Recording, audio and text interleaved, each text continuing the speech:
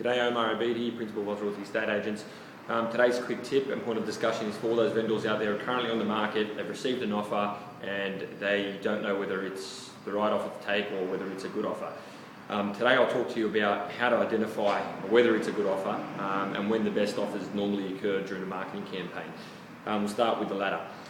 Generally speaking, when you put a property on the market, highest influx of activity or traffic through the property is going to be within the first 2 to 3 week period. That's where most of the buyers in the market are going to see your property. So if you receive an offer in the first week,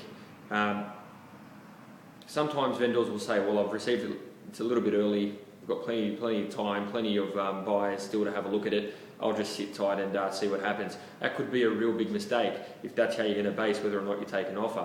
The way you should be basing it is the traffic through the property. Let's say, for example, when you first open home, you get 20 groups through or 15 groups through.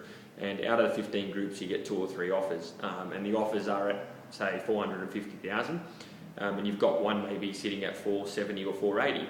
Might be a good idea to open up negotiations for 470, 480 and get the property sold as soon as possible, because it's unlikely that as more buyers continue to see the property over week 2, 3 and 4, that an offer is going to come through higher than that offer you received in the first week. The reason being is most of those buyers, 15 groups that have come through, those buyers would have seen plenty of other property on the market, and they're the hottest buyers in the market at the moment. They would have seen all the comparable properties on the market, and they'd be coming through your open home with the view to buy.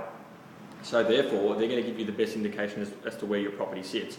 So if you think you've received an offer early and you're thinking, oh, I'll just sit tight and wait, you could be making a huge mistake. Countless times earlier on in my career, when I first started real estate and I brought a few properties on the market, we've had some early offers come in and the vendors decided against taking them. I didn't really lodge a proper argument to the vendor as to why they should take the property, should take the offer.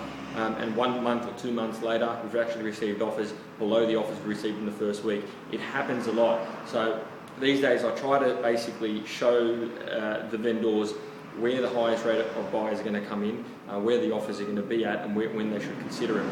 So I think 2 things. Don't worry about how early the offer comes. Don't let that be a guide whether you take the offer or not.